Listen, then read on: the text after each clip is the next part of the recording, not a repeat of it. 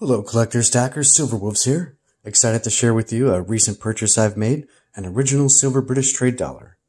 So in a previous video I touched on this coin. I also shared a modern day restrike from the East Indian Company, which we'll compare and take a look at later on. But first, I want to talk about palladium really quick. Palladium taking a huge hit in the last few weeks, dropping down to the price of gold, something we haven't seen in a long time. So doing some research, curious as to why this is going on. According to market reports, this dip in price is due to a global shortage of computer chips, which has led to a slowdown in manufacturing vehicles, which in turn has weakened the demand for palladium used to make cars. Also, there has been a gradual shift by automakers using more platinum instead, the cheaper of the two metals. So I am kind of tempted in picking up a fractional piece to add to my variety of metals. I'm curious to hear what your guys' thoughts are on this. Will you be buying some palladium or not? Please definitely leave your comments below. I would really like to hear from you. The British silver trade dollar. It's a coin I believe no serious collector should be without. And yet, surprisingly, it's a coin that relatively few people are aware of. This coin does have a fascinating history. It's quite literally the coin that got the tea out of China and back into the United Kingdom. They were struck to facilitate trade in East Asia.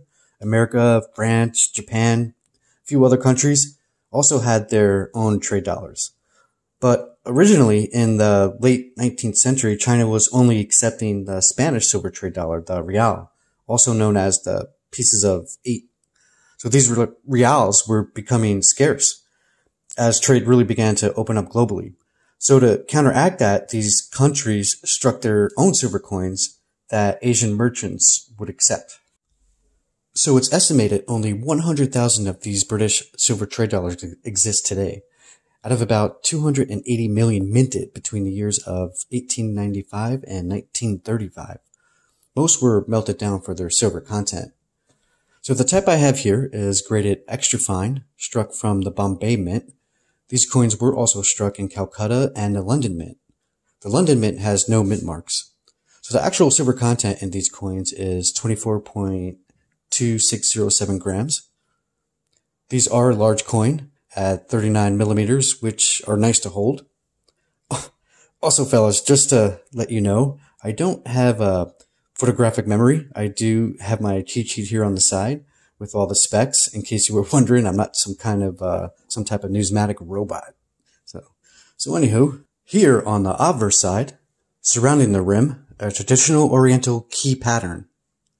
The standing lady in the center, Britannia, holding a trident in one hand and a shield in the other, bearing the United Cross of St. George of England.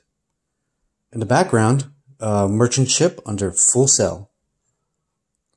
$1, and the mint year here on the bottom.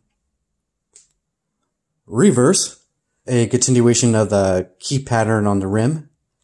This is where it gets a little tricky, guys. The image we see here is a scroll design divided into 4 compartments.